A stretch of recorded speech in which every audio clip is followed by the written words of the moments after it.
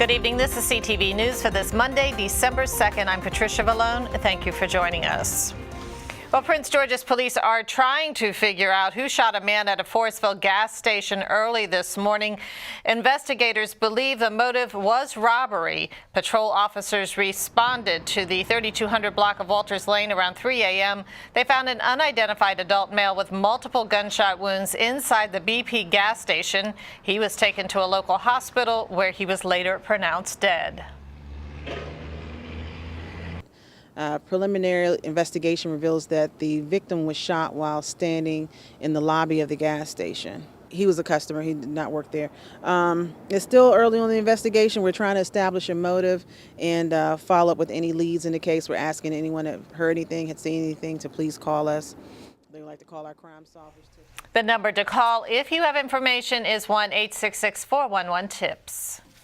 Well, a man charged with murdering 2 women and their children in 2010 was back in court today. Prosecutors believe Daryl Ballard and 18-year-old Takesha Gilmer allegedly shot the 4 victims in retaliation for an unpaid drug debt.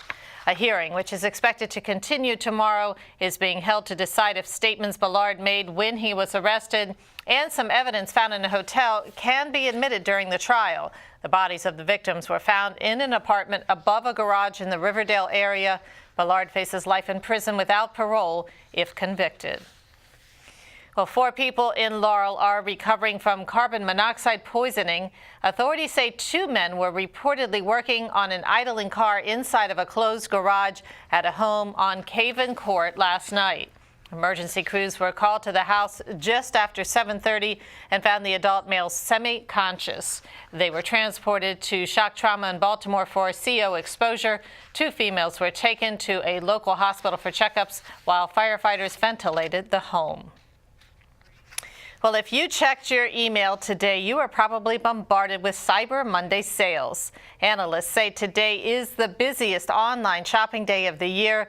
It promises the deals and steals of Black Friday, but without the long lines at the store. It's estimated that consumers will spend more than $2 billion. Walmart, Macy's, and Amazon are among the major retailers hoping to lure customers with web-only specials that are running until midnight. We asked some local residents about their thoughts on shopping online. Not around this time of year, No, I love to shop for sales, but I'm not a Christmas shopper. You know, that's just too much commercialism, and you miss the reason for the season. I think it's just a way to get people out all in one time in droves. I mean, sales are all through the year. Do you think any of the deals are worth it?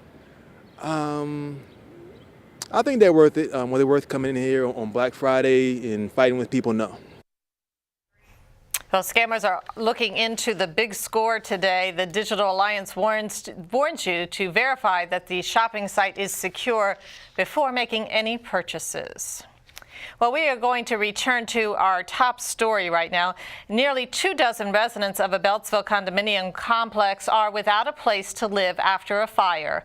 As CTV's Byron Scott tells us, their problems are just beginning. 34-year-old Salian Kamara took us through his water-damaged apartment at Maryland Farms Condominiums on Cherry Hill Road in Beltsville. The damage was a leakage from here, so they have to break through the wall. His unit is 2 floors directly below the apartment where a fire broke out on Saturday. Investigators say it displaced 24 people. Kamara was not home at the time. He and his fiancée, who were visiting friends elsewhere in the complex, moved in less than a month ago. Right now we're staying up to a friend's place for the next couple of days. The 2-alarm fire broke out in apartment 302 after an electrical lamp tipped over in a closet, igniting newspapers and cardboard boxes. We were running. My kids was with no clothes. Gilda Mesa and her family made it out safely, and although they were allowed back in their undamaged home, she says her 4 children are still shaken by the fire. We really are scared. My kids say that if we can move, because they don't want to be here. They don't want to be sleeping in case if something happened in the middle of the night. Today, cleanup crews were back at the building, covering a hole in the roof, drying out Kamara's apartment, and cleaning out the unit where the fire started. Investigators estimate the damage to be about $100,000. I talked to the landlady. Kamara says they lost only a few items to damage. Their real concern now is moving forward. My thought right now, I'm just worried about how long it's going to take but we can't live like this. How long it's going to take for them to take care of this issue so we can move on? As of right now, 3 families remain displaced by this fire, and there's no word on when they'll be allowed back in. In Beltsville, Byron Scott, CTV News. And the Beltsville Volunteer Fire Company is holding a fund drive to help families who were displaced by the blaze. Donations can be dropped off at the fire station located at 4911 Prince George's Avenue in Beltsville. You can also call them at 301-883-7731.